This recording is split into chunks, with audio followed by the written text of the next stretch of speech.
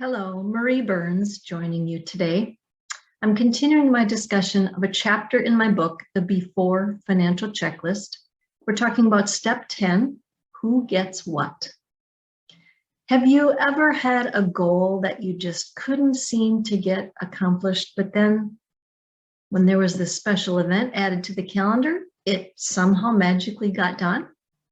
I'm talking about like losing weight before a wedding, or completing a home project before company comes to stay, or maybe finishing a gift that you're making before the birthday or the holiday it's going to be given, for example.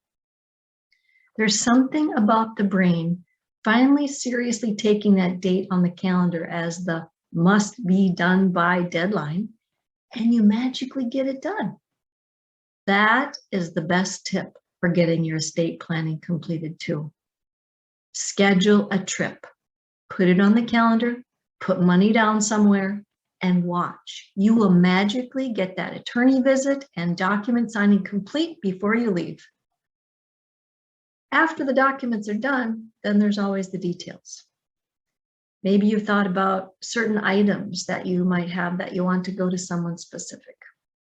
Or what I hear a lot of these days is women are recognizing that the adult children don't often want that china or the crystal or the silverware sets or knickknacks or whatever anymore. But how about your bank account or your IRA? Designating beneficiaries on accounts or property, or creating that personal property disposition list is an important task to make sure you also complete. Just like it says in step 10 in my book, remember, each beneficiary designation dictates the distribution of each account. So we have to make sure that all of our beneficiary designations are current. Too often, we list someone long ago and then life changes. People might pass away or relationships change. So your beneficiary designations may need to change too. Keep some tips in mind when you're thinking about beneficiary designations. Consider naming a primary and a contingent beneficiary, for example, on all of your accounts and policies. A contingent beneficiary just specifies who would receive the account if both you and the primary beneficiary perished in a car accident together, for example.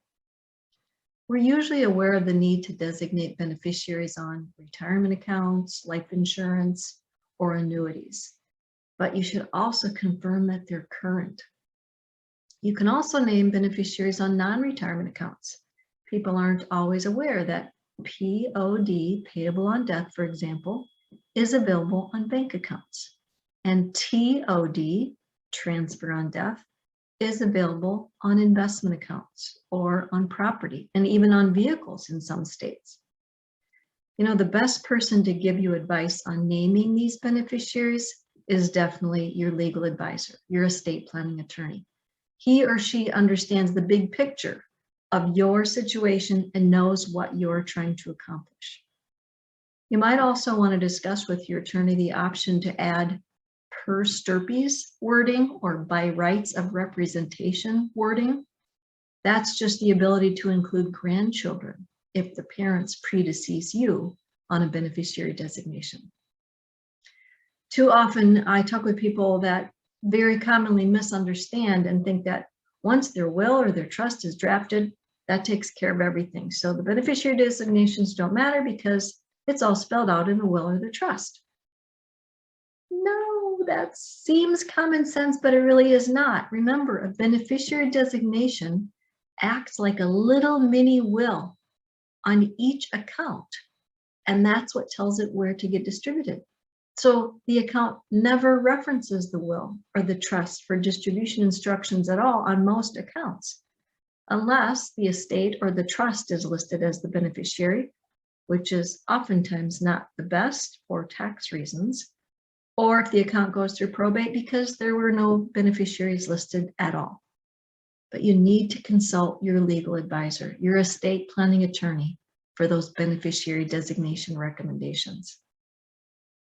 I find myself often helping someone who's lost a spouse, and I strongly discourage anyone from considering that a DIY, do-it-yourself process. One woman that I had not worked with was telling me how she consolidated one account into another account online, commenting how easy it was to take care of it electronically. But later she found out that she had moved a tax-deferred account into a taxable account. So she basically unknowingly cashed out an IRA in that process. Ouch! Significant, unexpected taxes are now going to be owed. I also read recently about an executor who just did not want to wait for whatever reason for the CPA or the advisor's advice on the distribution of his aunts.